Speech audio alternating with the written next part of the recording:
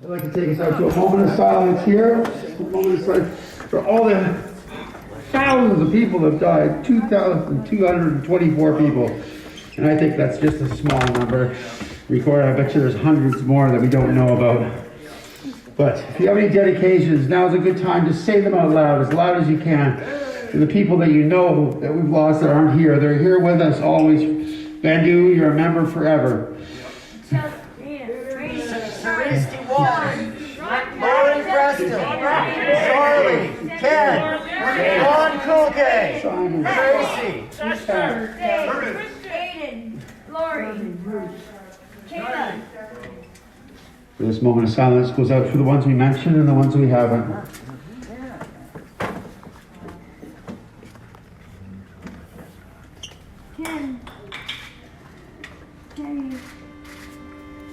All my relations, thank you very much. I'm Garth Mullins. This is Crackdown. Episode 29. Resign.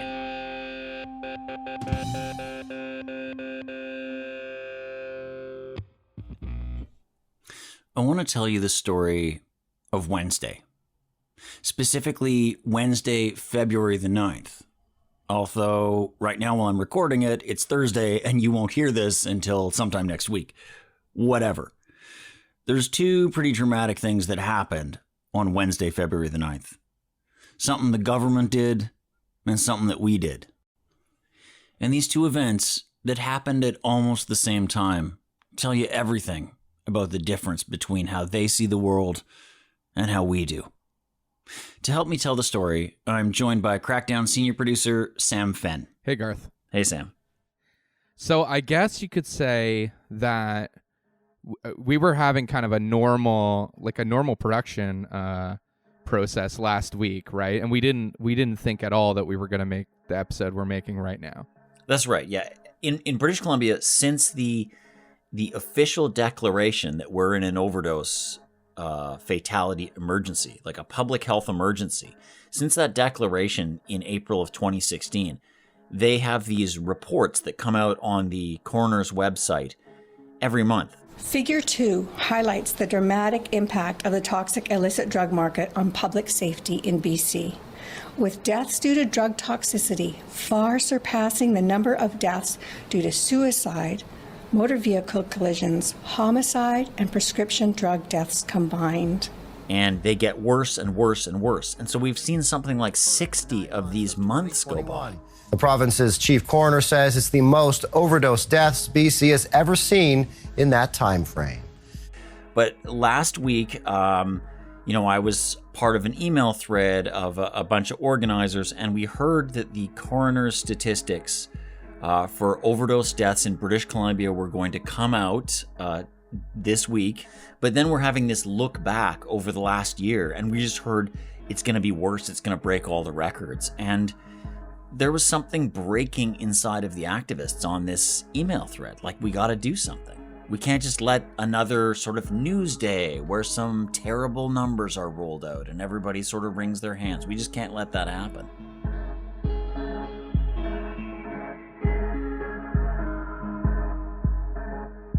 That was people from, the Vancouver Area Network of Drug Users, the BC Association of People on Methadone, and the Drug User Liberation Front. And we're all kind of part of each other's organization. So this is kind of like a crew of activists who've been around for a while. So the discussion starts up. What should we do?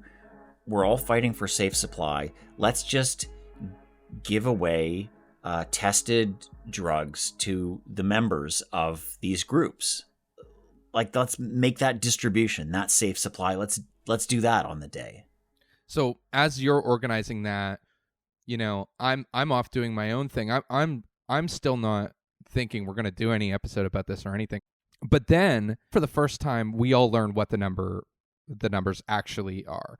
It's going to be 2,224 dead in British Columbia in the year 2021. Over 25% increase. This wasn't just like a little bit worse than last year. And we should say last year was terrible. 1,765 deaths. Last year was as bad as we could have imagined. And Garth, I'm just curious what you like, how you started to come to terms with just the magnitude of that number. It's really hard, because I always know some of the people in that number. Like, I don't know most of the 2,000 people, but I might know a dozen. And one of the first ones that came to mind, because he did die early on in 2021, was Ron Kulke. And he was an activist around Vandu. I known him for several years. And he introduced the world to Crackdown. The very first time we played a rough mix of an episode anywhere outside of our own headphones, it was to a meeting of listeners that he convened. Now our first guest up is Mr. Mullen. Come on forward. This gentleman is going to explain a little bit about what they're dealing with. I'm sorry, I'm not aware of all the technology used on what's the executive term? Podcast. Ron, he's like a housing activist at every moment, helping people in big struggles and small struggles. He had a little cat called Lindsay Lowpaw, who's still around and being looked after, by the way. And he used to call me, like, as a little joke for ages, he called me Dr. Mullins. I guess because he was like razzing me for being a know-it-all or some shit, and so he'd be just like, Dr. Mullins, hello. And I don't know, I kind of hear the voice. I can't do it, but he was just like this larger than life guy, and he's just gone. And we just never thought him. He wasn't even really an opioid user. That's when I was like, we just have to talk about this. Like we have to get the government on the show. We have to ask them about it. Like, this is what we have to put something out fast about this, is basically what I thought.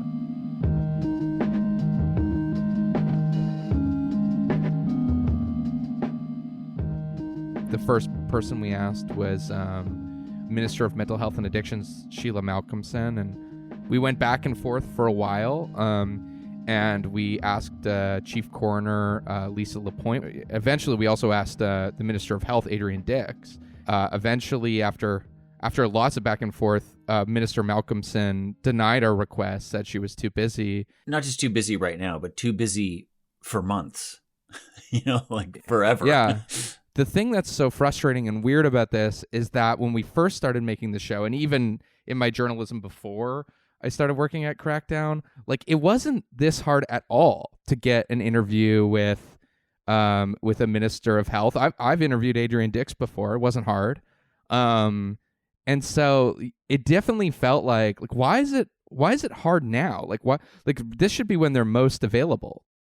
So the next day, on Wednesday, that's the day that the Drug User Liberation Front and the BC Association of People on Opiate Maintenance, two groups that you're a part of, Garth, put out another press release, and now the sort of like demands are starting to coalesce within the drug user movement. And if it's okay with you, I just want to read a quote from you that's in that press release.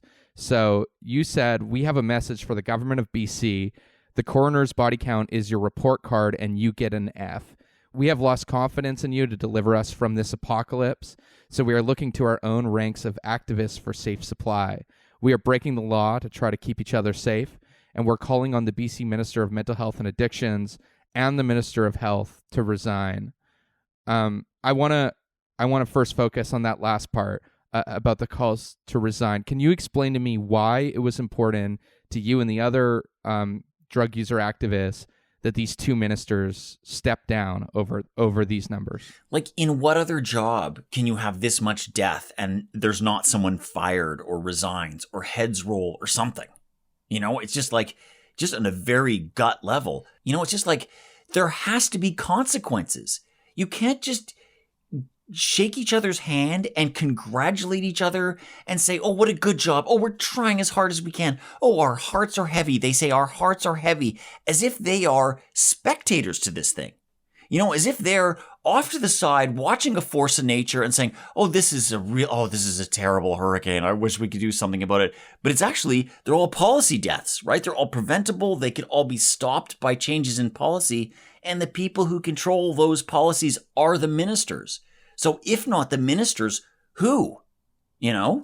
And so I think our audience will permit us to just get a little bit inside baseball for a second here.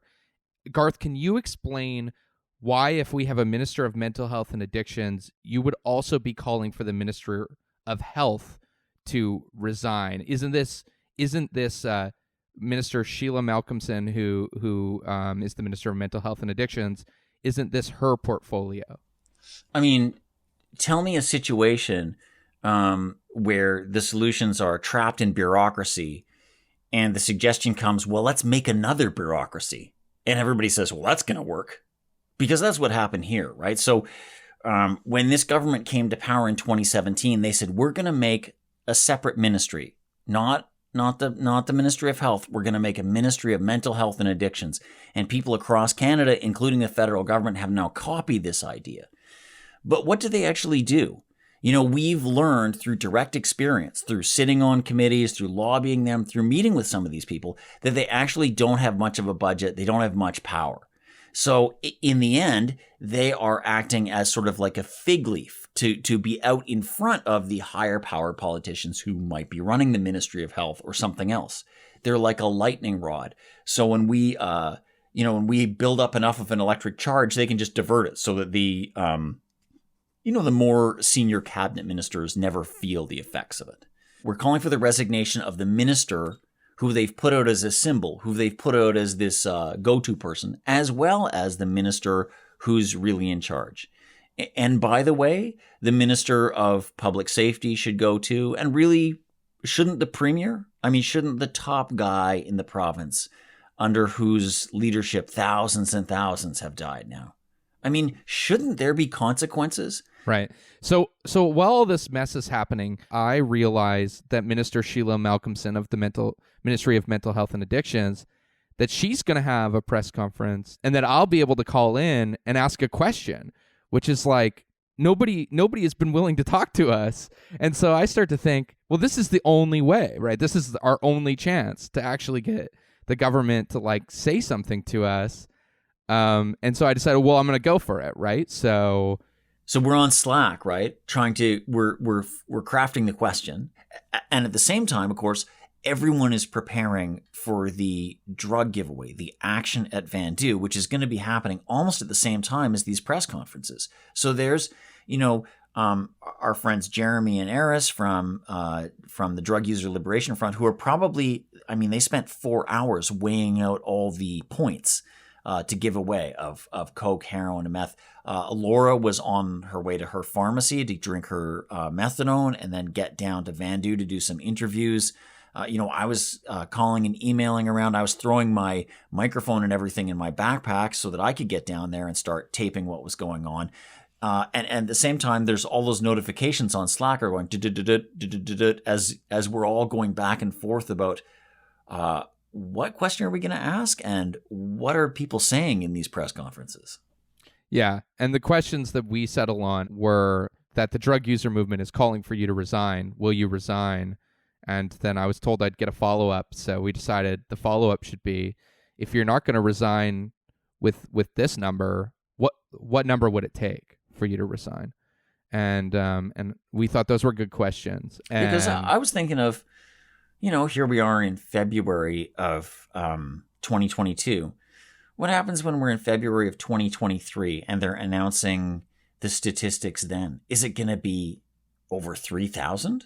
At what point does a minister say, wow, I've really fucked this up? And so it does sound, on the one hand, like a little bit of a pushy rhetorical question, but I really mean it. Like, what is the number that's a tipping point for all you guys?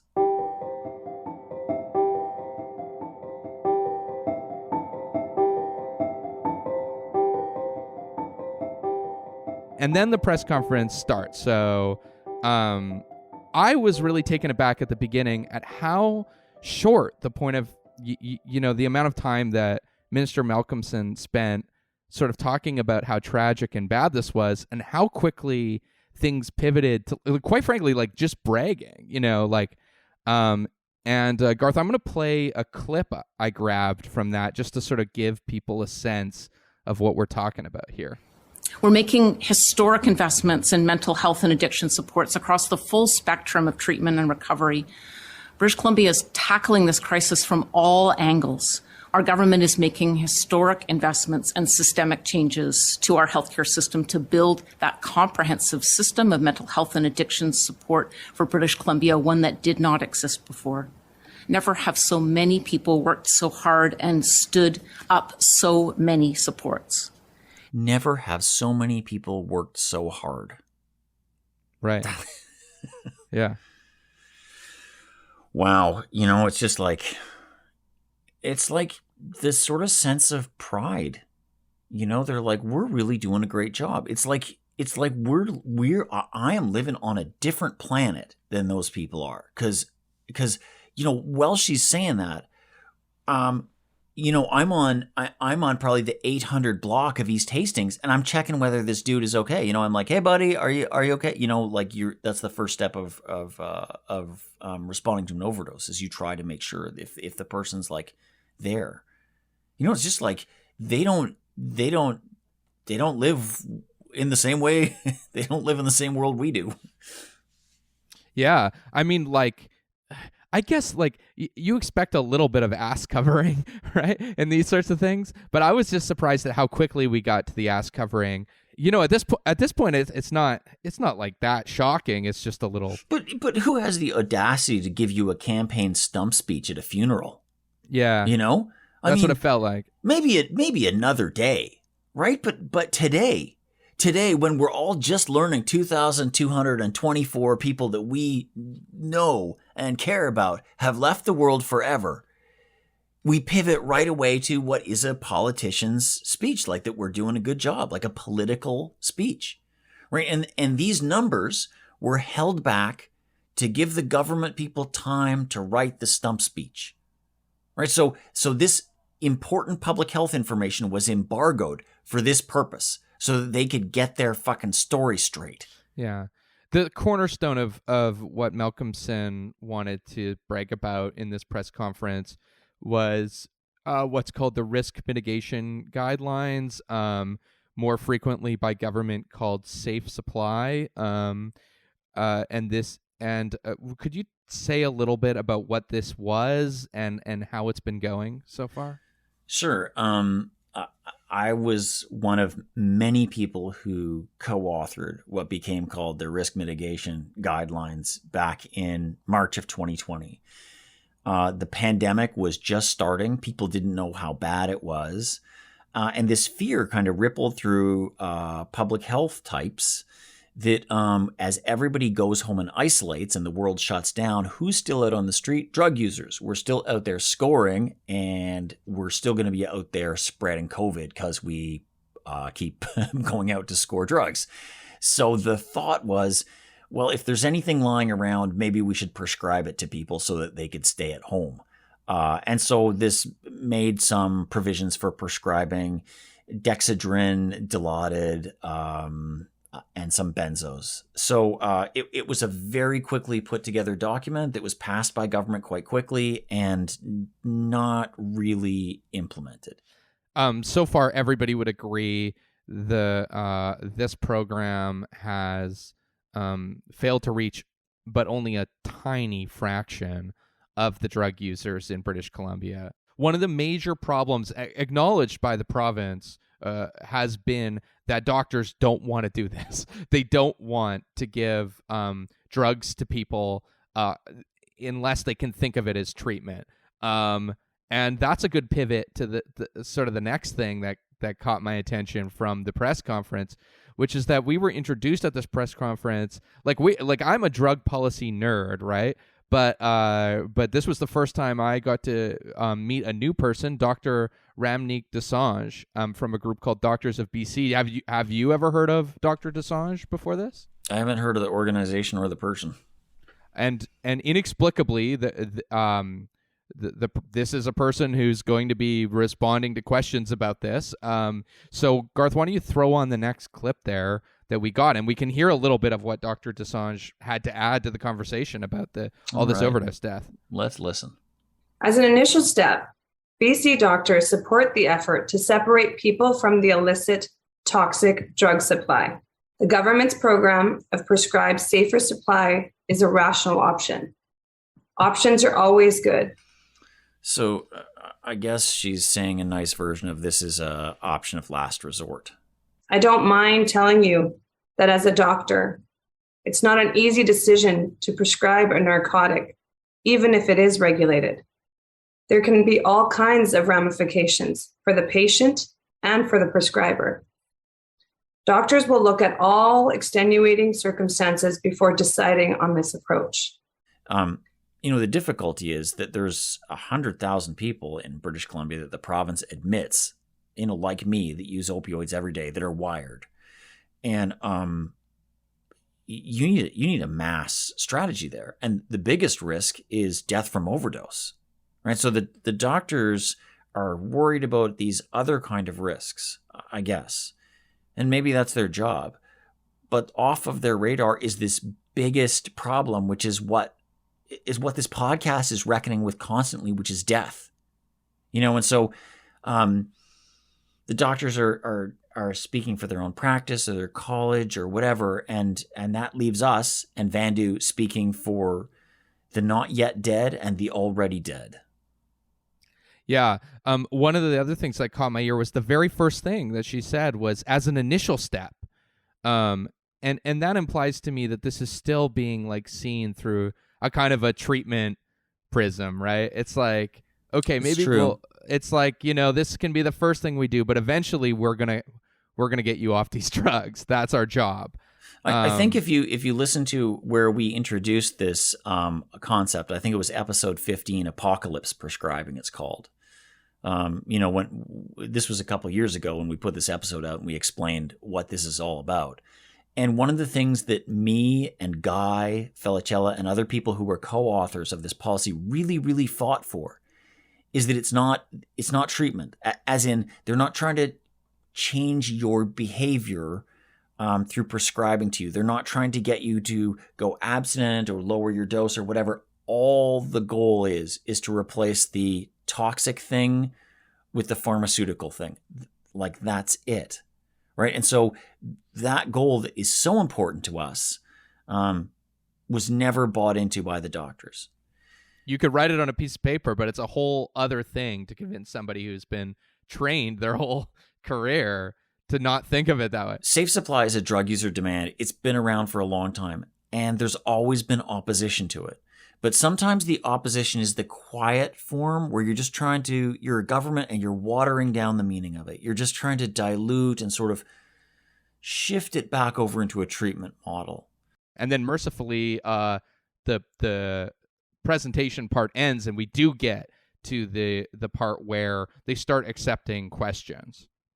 So the first question comes in and it goes to the CBC, and then, the next one comes in and it goes to the CTV. We're kind of breezing through this. It's been sort of a quick press conference, as far as these things go. Then the next one comes in, and that one goes to one of our friends, Andrea Wu, at the Globe and Mail. And I want to play this one because I think this is one of the stronger questions and responses that we heard in this period. Andrea Wu was the first reporter for a big outlet that partnered with us on the methadose story. People may remember this was our second episode. And, as we did more research into that year, Andrea published along with us some of our findings. And so we definitely have a warm place in our hearts for reporters that hear what we're saying. So here's her question. With more than 2,200 British Columbians dead last year, nearly 10,000 since 2016, I'm curious why, in your opinion, we have not seen a coordinated province-wide emergency response proportionate to the magnitude of this death toll. The work that we are doing. Andrea asked the question, and then there's this little, who says it? It's like, oh. That's Malcolmson. Oh, like Andrea just wrecked the party. Yeah. We were all having such a good time. The work that we are doing province-wide to respond to the first public health emergency declared in 2016 and now COVID has absolutely stretched the healthcare system. That when we formed government in 2017, that there was not a system of care for mental health and addictions, no continuum of care. It has meant that we are building a system and fighting two health emergencies at the same time. But I'll say, notwithstanding that clearly this isn't enough because we are still losing so many lives.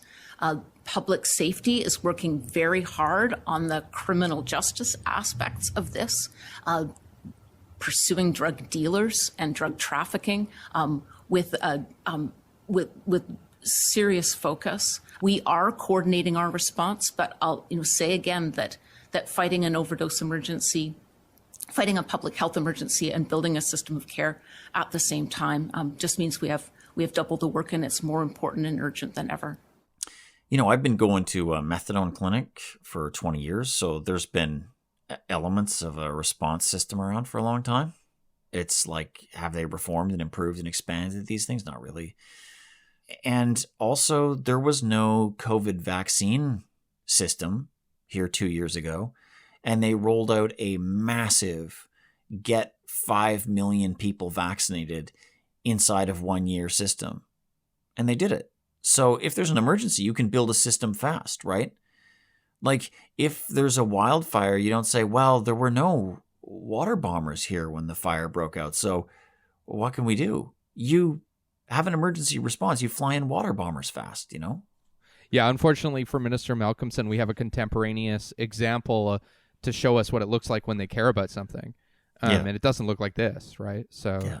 It is interesting that she says we're really going after the dealers. We're going after the criminal justice aspect of it. That is very consistent in this province going all the way back to 1908. August of 1908 was the very first arrest for opium here in British Columbia. And police have been chasing dealers ever since then.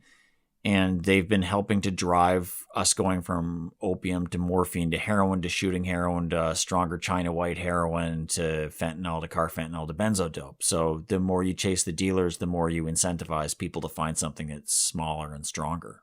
So I'm listening to this answer going like, okay, we're probably going to be next. And then something happens that I hadn't even considered. Thank you very much, everybody. That concludes today's availability. Thank you for being here, and thank you so much to our partners, Dr. Desage and Michael Sandler. Thanks for being here. All the best. Keep safe. They end the press conference. And so you never got to ask your question. No, I'm sitting there thinking, what happened?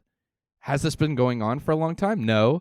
The whole press conference was about 43 minutes. It's not that long for one of these things. It'd been under 30 minutes for the question period. Only 5 people had asked the question.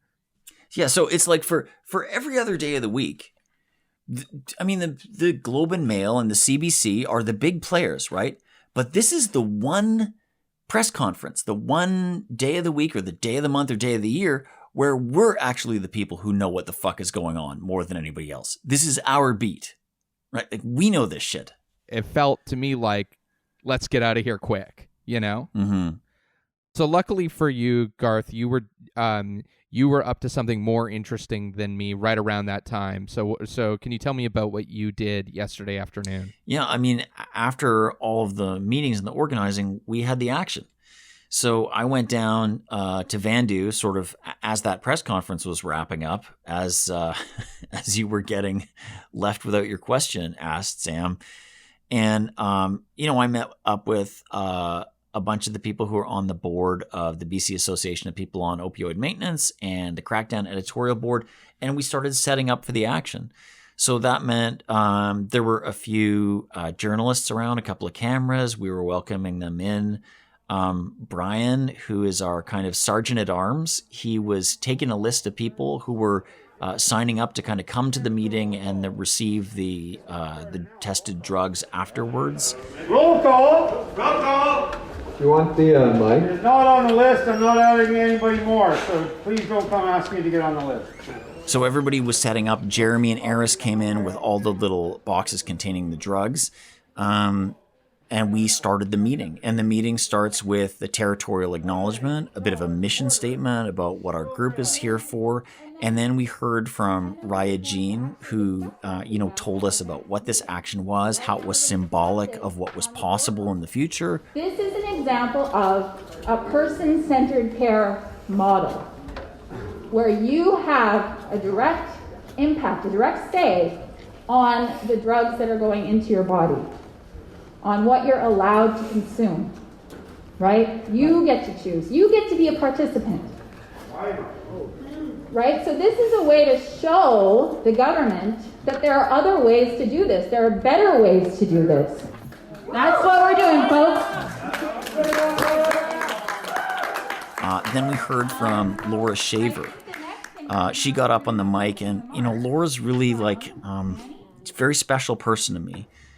She's one of the first activists that I got to really know well. She showed me how to talk like this, talk without shame about these aspects of our lives.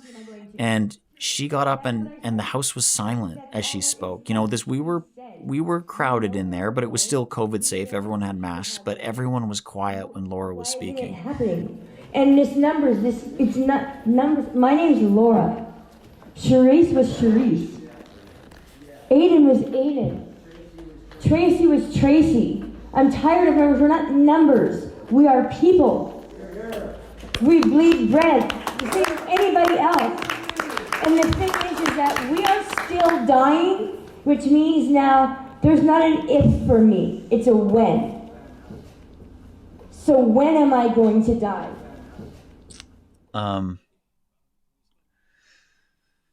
That's a pretty hard clip to hear. I do worry about all of us dying. I do worry about Laura dying. I responded to an overdose once where I did think that Laura had died. At the beginning of her comments, Laura named a bunch of names that aren't there anymore. And it really struck me because that room, that street, the city is so crowded with the ghosts of people who we've lost all the time now. I always feel them around. Yeah, I was people die and we cover it on the show, and it's sad, and I've been sad while doing this job, but I don't know, man, I just have to think of that as political rhetoric. I have to try to convince myself that's just something Laura's saying to make a point that the media can hear and will be powerful. Because, it's just there's certain things that you just know, you don't have professional distance from. You wouldn't be able to handle properly. And she's describing something I won't be able to handle. If she's right and it's a when, I won't be able to handle that. But I mean, Sam, we have to reckon with this, right? Laura has overdosed 8 times in the time we've been making this show. I was there one time. Martin's been there. Other people have been there to do the resuscitation, And going around the editorial board, everybody has overdosed. I have overdosed years ago. It's just she's kind of right that it's like a numbers game, right?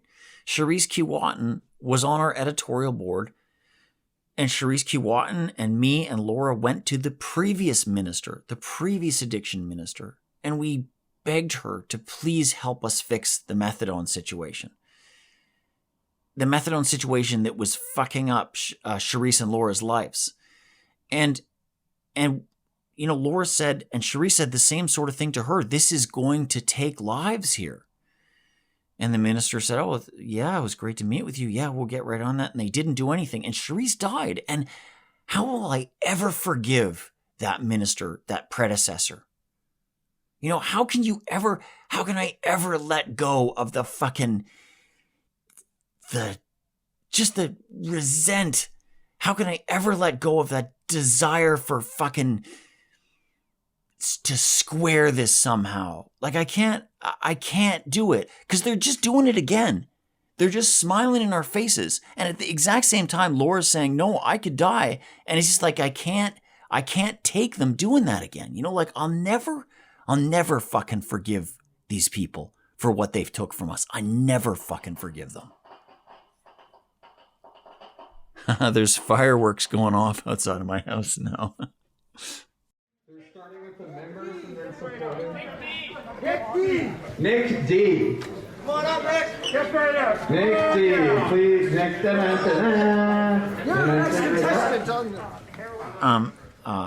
Eris speaks, and then people line up, and everyone's name is called. Who's on this list? So everyone's name is called, and people are going through the line. They come to the table, and there's Brian, and he's got in front of him, like 25 boxes of coke and 25 boxes of meth and 25 boxes of heroin, and he's asking people what they want and calling the next name, and everyone's just like having a nice time and bullshitting with each other and saying hi and shaking hands, fist bumping, like it's just nice. Oh, I haven't got Gigi before. That's pretty nice though.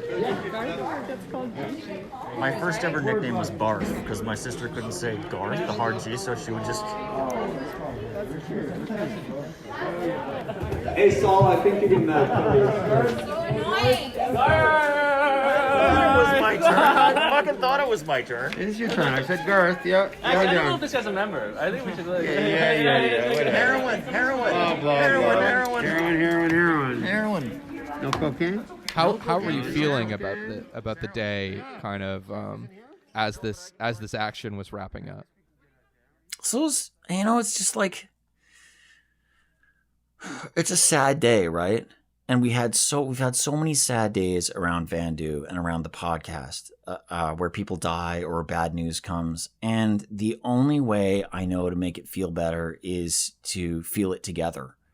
And so just being with these people who are my friends, like this was all right.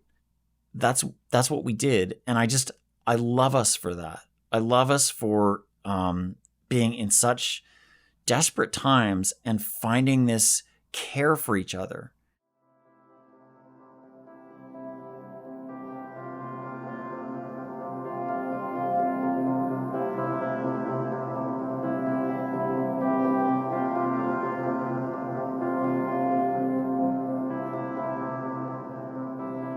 Luckily, I do think that,